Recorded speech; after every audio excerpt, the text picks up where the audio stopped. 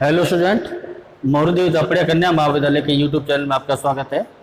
जो अपना टॉपिक चल रहा था ऑपरेटर, उसी को क्या करते हैं अपने आगे कंटिन्यू करते हैं।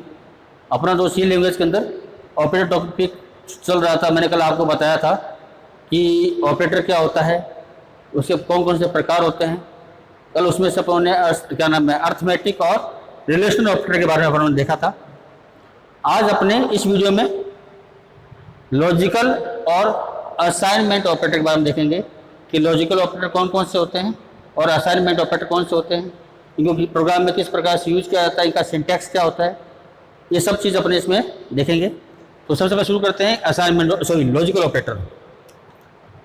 देखिए जो लॉजिकल ऑपरेटर क्या होता है। लॉजिकल ऑपरेटर एक ऐसा ऑपरेटर है जो एक साथ एक से अधिक कंडीशन की तुलना करता है। यानी आप बोल सकते हो कि लॉजिकल ऑपरेटर दो कंडीशन की तुलना एक साथ करता है और अपना परिणाम जो उसका उत्तर है वो अपना परिणाम क्या देता है, ट्रू और फॉल्स में देता है।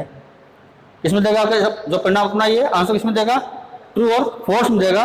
और एक साथ दो कंडीशन की जांच एक साथ करेगा, यानी इसमें दो शर्त एक साथ दी जाएगी, तो उसको बोला जाता है लॉजिकल ऑपरेटर।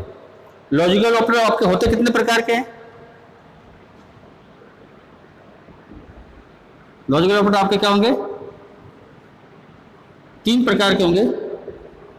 एक होगा आपका एंड, दूसरा होगा आपका और, तीसरा होगा आपका नॉट। एंड और नॉट। एंड के लिए जो सिंबल का प्रयोग होगा वो होगा आपका ये एंड परसेंट का, और के लिए आपका सिंबल का प्रयोग होगा ये दो पाई का निशान, और नॉट का होगा आपका ये सिंबल प्रयोग में आएगा नॉट के लिए।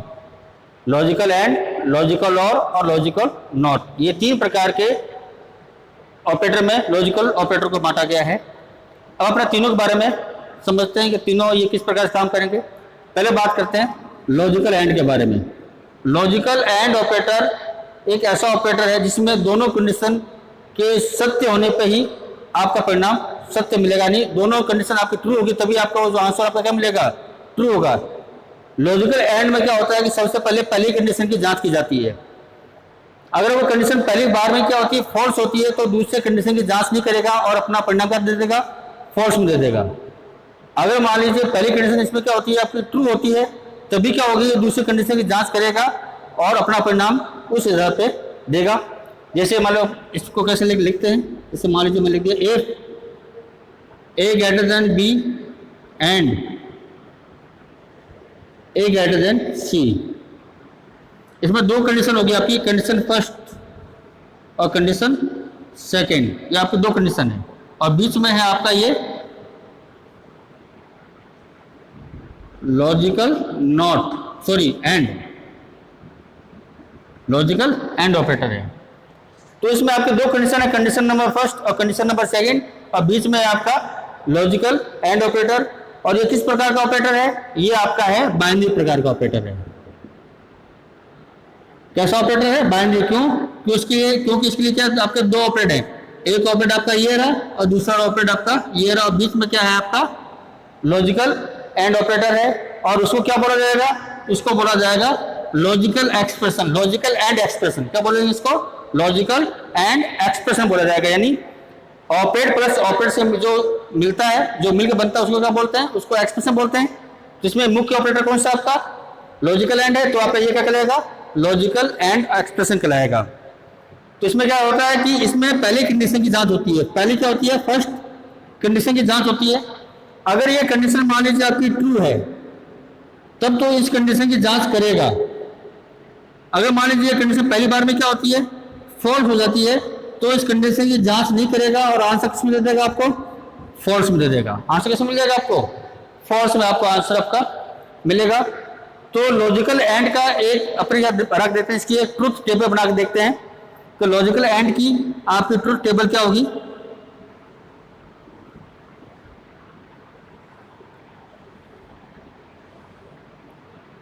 इसमें देखते हैं कंडीशन फर्स्ट और कंडीशन सेकंड और आंसर। अगर इसमें क्या कि पहली कंडीशन आपकी क्या होती है, ट्रू होती है, और दूसरी कंडीशन आपकी क्या होती है, ट्रू होती है, तो आंसर आपको किसमें मिलेगा, ट्रू मिलेगा। पहली कंडीशन आपकी क्या है, फॉल्स है, तो दूसरी कंडीशन की जांच नहीं करेगा। मान लीजिए भी आप, जैसे मान लीजिए आपकी क्या है, तो इसको मानते हैं फॉल्स मानते हैं, तो आंसर क्या मान आपका आएगा, फॉल्स में आएगा। पहली कंडीशन आपकी क्या है, फॉल्स है, और दूसरी कंडीशन आपकी मान लीजिए क्या है, ट्रू होती है, तो आंसर किस में आएगा आपका, फॉल्स में आएगा। पहली कंडीशन आपकी ट्रू है और दूसरी कंडीशन आपकी क्या है, फॉल्स है, तो क्या होगा, आंसर किस में आएगा आपका, फॉल्स में आएगा। यानी एक ही कंडीशन में आंसर आपका ट्रू आएगा, जब दोनों कंडीशन आपकी क्या होगी, ट्रू होगी, तभी आपका लॉजिकल एंड ऑपरेटर आपका आंसर आपको ट्रू मिलेगा। बाकी सभी कंडीशन में इसका आंसर किस में आएगा, फॉल्स में आएगा। तो ये तो बात होगी अपने लॉजिकल एंड की। अब बात करते हैं लॉजिकल और ऑपरेटर की। लॉजिकल और ऑपरेटर लॉजिकल एंड ऑपरेटर से उल्टा है। यानी इसमें क्या होगा, इसको किस प्रकार लिखेंगे, जैसे मान लीजिए लिख दिया मैंने if A greater than B और ए ग्रेटर देन सी, यानी इसमें भी दो कंडीशन है आपकी, बीच में आपका लॉजिकल और ऑपरेटर है। इसमें यह होगा कि पहली कंडीशन के सत्य होने पर दूसरी कंडीशन की जांच होगी, अगर वो सत्य है तो आपका आंसर किस मिलेगा, ट्रू मिलेगा। जैसे इसमें क्या था कि पहली कंडीशन, मान लीजिए पहली कंडीशन क्या होती है, फॉल्स होती है, तो दूसरी कंडीशन की जांच नहीं कर रहा था। इसमें ऐसा नहीं है, इसमें क्या होगा, मान लीजिए पहली कंडीशन आपकी क्या होती है, फॉल्स होती है, तो भी दूसरी कंडीशन की ये जांच करेगा। इसमें ऐसा नहीं था, इसमें क्या था, पहली कंडीशन की फॉल्स होती, दूसरी कंडीशन की जांच नहीं होती थी इसके अंदर।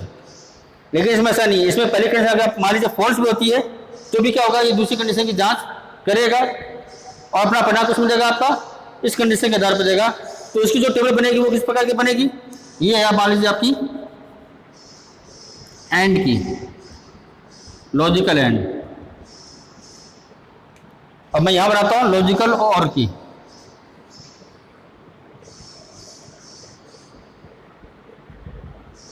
लॉजिकल और ऑपरेटर,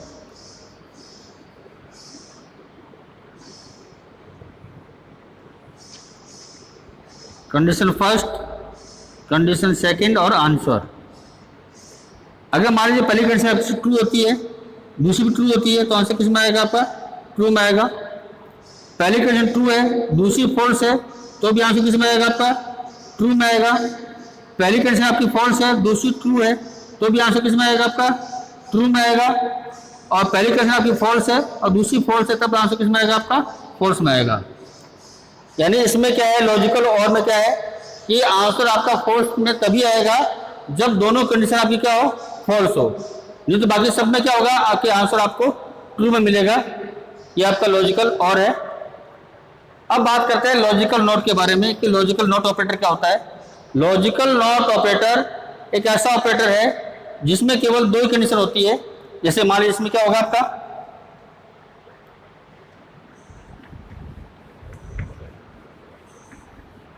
जैसे मान लीजिए मैंने लिख दिया इफ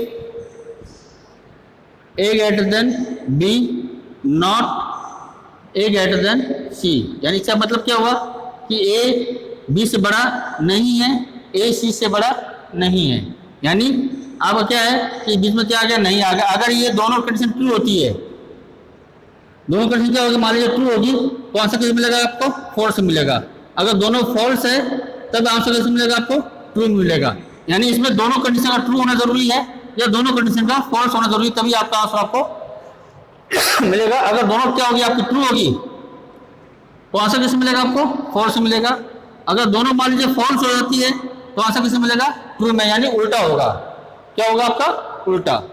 अगर दोनों कंडीशन फॉल्स है तो ट्रू में, ट्रू है तो फॉल्स में। तो ये आपका है लॉजिकल नॉट ऑपरेटर। तो इसकी जो टेबल कैसे बनेगी,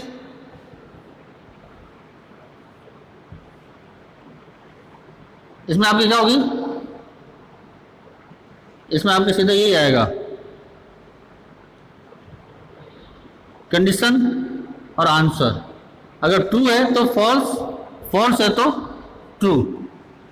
इसमें दोनों कंडीशन क्या होनी चाहिए, या ट्रू होनी चाहिए या दोनों फॉल्स होनी चाहिए। दोनों एक ट्रू या फॉल्स नहीं होगा इसमें क्या, या तो दोनों ट्रू होगी या दोनों ही क्या होगी आपकी, फॉल्स होगी। तब आपका अगर ट्रू होगी तो फॉल्स, फॉल्स है तो ट्रू, आपको आपका आंसर आपको मिलेगा। तो ये तो बात होगी अपने लॉजिकल ऑपरेटर के बारे में। अब बात करते हैं अपने असाइनमेंट ऑपरेटर के बारे में कि असाइनमेंट ऑपरेटर क्या होता है।